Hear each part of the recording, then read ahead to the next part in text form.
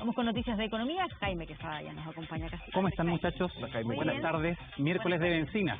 Y ahora sí que importan porque bueno, se vienen fiestas patrias. Se vienen fiestas patrias y malas noticias. Malas noticias. Sí. ¿Por qué no me extraña que antes del 18 tengamos esto? Pucha, sí, pues así es, justo antes del 18 de septiembre, justo antes de que muchas familias se comiencen a trasladar por el país, se suben el precio de todos los combustibles. Atención con aquello, la bencina de 93 octanos va a tener un incremento de 2 pesos, la bencina de 97 octanos va a tener un aumento de 13 pesos por litro, el petróleo diésel va a tener un incremento de 4 pesos por litro y la parafina va a tener un aumento de 13 pesos por litro. Es un incremento pero moderado. Por lo menos no llegaron al 5,6 tope del mes. Exacto, al 5,9 que habitualmente nos informa la empresa nacional del petróleo, claro, es una alza un poco más moderada, pero alza al fin y al cabo. El gas licuado también va a tener un incremento de 2,3 pesos por kilo. La principal razón tiene que ver con el aumento en el precio internacional del petróleo. Durante la semana pasada, el tipo de cambio en nuestro país, el precio del dólar tuvo un descenso. Eso permitió entonces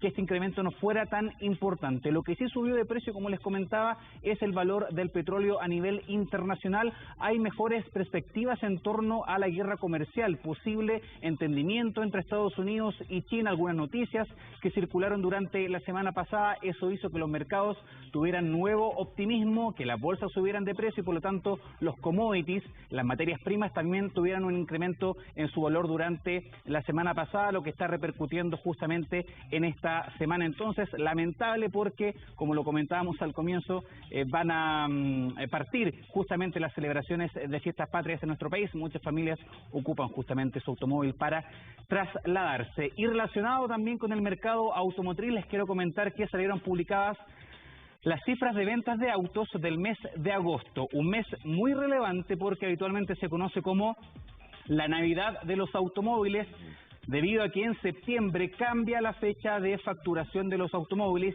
y muchas compañías automotrices justamente se la juegan durante agosto con buenas ofertas para comercializar los autos que corresponden al año en curso. La verdad es que vimos un descenso bien importante durante agosto, ahí ustedes lo ven, un 14,6% cayeron las ventas de autos, la comercialización de autos nuevos en nuestro país. Se vendieron 33.059 unidades, un descenso entonces del casi el 15% respecto a agosto del año pasado. Sin embargo, se están proyectando buenas cifras para el año. Hay que tener atención con eso porque la industria proyecta que se van a vender de todas maneras durante este año entre 380.000 y 390.000 unidades de automóviles. Durante todo el año hemos visto cifras bastante negativas, pero en los últimos 2 meses y las primeras semanas de septiembre los números han sido mejores de lo que se esperaba.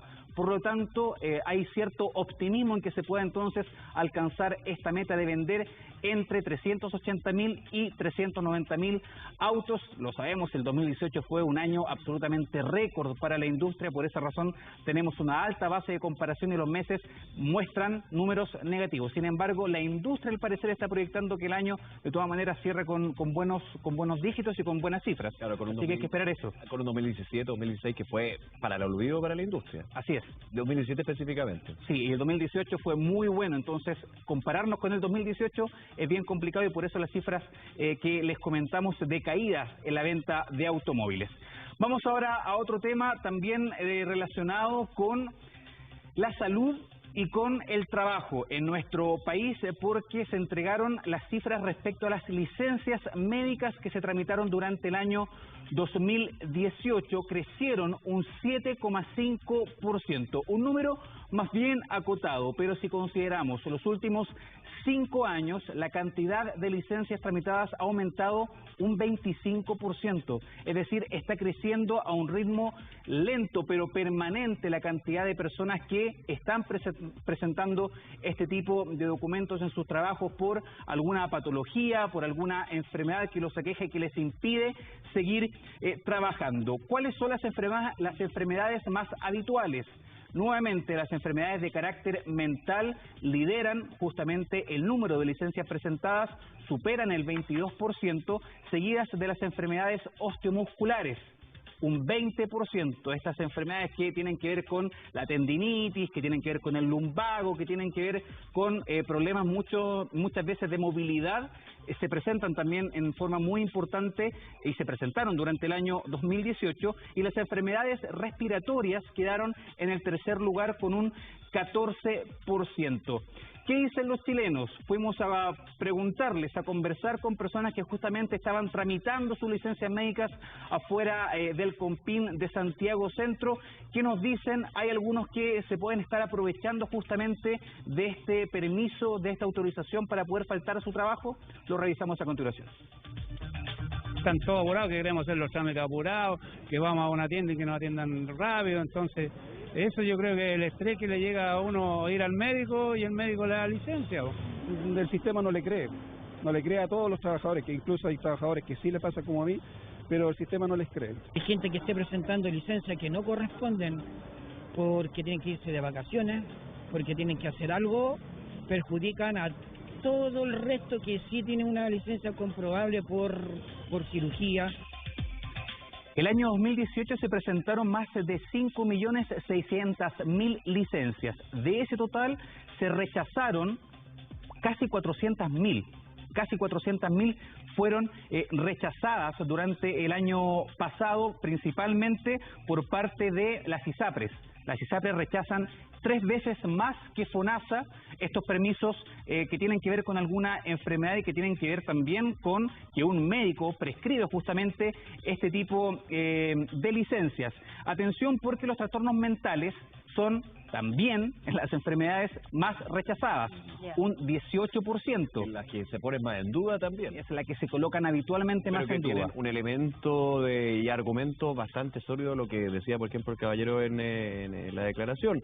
Estamos todos estresados. Ha sido también parte de la discusión de estos dos proyectos, uno de adaptabilidad laboral y el otro de 40 horas para reducir la jornada laboral. Justamente el tema de la licencia médica ha sido parte de la conversación en el Congreso. Pero ¿cuánto pueden incidir los temas laborales, considerando los dos tipos de patologías que implican más licencia? Claro. Lo osteomuscular, lo que tú decías, más lo de salud mental. Exacto. Es bien relevante poder analizar qué ocurre con esas dos patologías o esos dos tipos de enfermedades. Conversamos también con expertos y vamos a revisar justamente esas declaraciones sobre lo difícil que es para muchos médicos poder determinar justamente una patología mental. Lo explico. Muchas veces una enfermedad puede ser diagnosticada por algún examen médico, por algún tipo de resultado en algún examen, en alguna inspección, ¿verdad?, del médico, pero lamentablemente las enfermedades mentales tienen esa condición de que responden netamente a una conversación verbal. Es decir, el médico solamente puede diagnosticar esto luego que el paciente le cuente lo que le está pasando. Por esa razón se da que en muchos casos hay mal uso de este tipo de licencias médicas. De hecho, el año 2008, hace ya harto tiempo atrás, cuando se tramitó justamente una normativa y una ley en torno a la licencia médica, el gobierno en esa época estimó que el 30% de las licencias que se presentaban eran falsas. Era un número súper alto, es un número antiguo que tiene que ver con otra realidad, pero que sigue siendo muy preocupante, sobre todo por los impactos que tiene justamente, tanto en los trabajadores como en las empresas y como en el sistema público y privado de salud, que personas entreguen licencias falsas. Y solamente, bien cortito, están las licencias falsas que, como decía también otro de tus entrevistados, terminan agarrando para mal a todos los que efectivamente, justo por pecadores, todos en la misma bolsa, pero el tema de diagnóstico, que es súper complicado, muchas veces el doctor o el especialista dice, mira, para que no llegues a una patología peor, te voy a dar la licencia. Entonces, finalmente hay también una prevención de otro tipo de enfermedad, pero que muchas veces se rechaza porque no está especificado que es esa misma. Por supuesto, en ningún caso desconocemos que Chile está viviendo una situación muy compleja en cuanto a salud mental. Eso no se puede desconocer. Lamentablemente eso está cruzado y está ligado con lo que nosotros comentábamos sobre el mal uso de la licencia médica. Escuchemos lo que nos dijeron. Yo creo que las licencias médicas son un instrumento terapéutico indispensable, y apretar las licencias sin una justificación muy clara me parecería terrible e inaceptable. Por otro lado, tenemos que buscar mecanismos para evitar los abusos, porque siempre este tipo de abusos, cuando se exageran mucho, se transforman en un boomerang para la gente que sufre. Es muy importante que los empleadores tengan mayor flexibilidad laboral respecto de sus empleados, otorgándoles ciertas facilidades, sobre todo cuando son cosas importantes de familia, idas al médico, etcétera, y con esa flexibilidad evitar que los trabajadores tengan que recurrir a una licencia médica injustificada. Muchas veces flexibilizar horarios y condiciones justamente en torno al debate que estamos teniendo en nuestro país permite que muchos trabajadores no se vean en la necesidad de justamente tener y tomar licencias injustificadas.